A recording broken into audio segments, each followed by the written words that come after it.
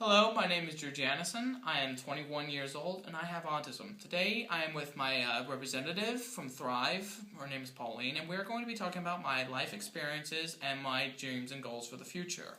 Hi, my name is Pauline Seawald, and I am an Independence Navigator here at Thrive Real Life Independence. We are contracted out through the state of Delaware, and I will be working closely with my team with Drew in his future career path. In light of Autism Awareness Month, we here at Thrive Real Life Independence look to enlighten our audience on the subject of autism. Now, Drew, you meet the DSM-4 criteria for autism, is that correct? Yes, that is correct. Parents are made aware of your autism when you were about 3 years old, but you did not accept that you were autistic until a later age. Can you please tell us a little bit about that experience and how it changed your outlook on life? Well, I've noticed that this definitely has changed me in a personal way, because I feel like I feel like I have a more positive outlook on life, and I've often felt, especially recently, that I could definitely help that that could definitely help with other people, who are going through hard times. Just give them a positive outlook on life, and it can help them feel better. Mm-hmm. One of the greatest things I learned from media is the only limit is the one you set yourself. It was said by Felix Baumgartner in a Red Bull commercial, and I truly believe that the only limit you have is the one you put on yourself. What are your goals for the future? Well, there's this small company in Austin, Texas called Rooster Teeth. What they do is they make like little short films and videos on YouTube about about video games, or stuff like that. I think I'd be really good at it, and I think I would enjoy doing that. Okay, what advice would you give parents just finding out that their child is on the autism spectrum? This should not be looked on as a disability. Just because they have this doesn't mean that they're going to be challenged in any way. The basically boils down to that we may be able to see things differently than most people, which may put us in a better place to be successful in life. Mm-hmm.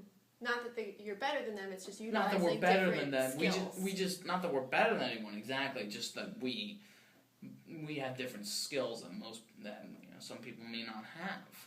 Right. What advice would you give to people who are still in school with autism?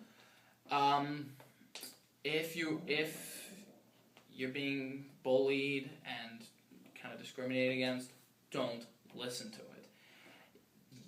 Don't let people say that you can't do something. If you want to do something in life, you go do it. Also, don't try to be anybody else. Just be yourself, because if you try to be exactly like someone else, you won't be happy in life. Mm-hmm. So you be you. What would you like to see in the future for people with autism or even disabilities in general?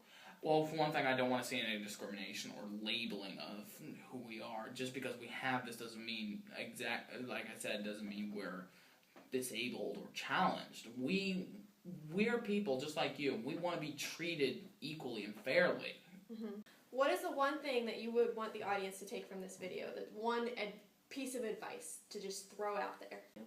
Don't judge people by their disabilities. Look at their abilities and their talents that they have. My success to this point has been due to the support I've been given for my abilities and for what I'm able to do. What are the steps that you have taken or need to take to prepare the transition from school to work? I volunteered at the Indiana State Museum in Indianapolis, Indiana, where I was born and raised. Mm-hmm. My dad and I have been doing some networking for a business that he's been trying to get off the ground, and those businesses have got us connections so people will get to know not only him but me as well. By getting these connections, I believe that people will be able to focus on my abilities, on what I am able to do. My name is Yvonne Coleman. What we do at Thrive is to support people to help them find real-life independence. And one of those things that creates real-life independence, of course, is finding employment. Each person is an individual, and we like to support people based on their individual needs. And it's truly a pleasure to work with you, Drew, and to be part of your career path forward. And we're going to be talking about the... cut. So we can... Yes, Oh, are we filming? we are filming. Are you filming this? Okay, why? Why are you filming? Bloopers. Bloopers. I'm sorry. You found out you were autistic. What was that experience and how did it change your outlook? Okay, could you cut?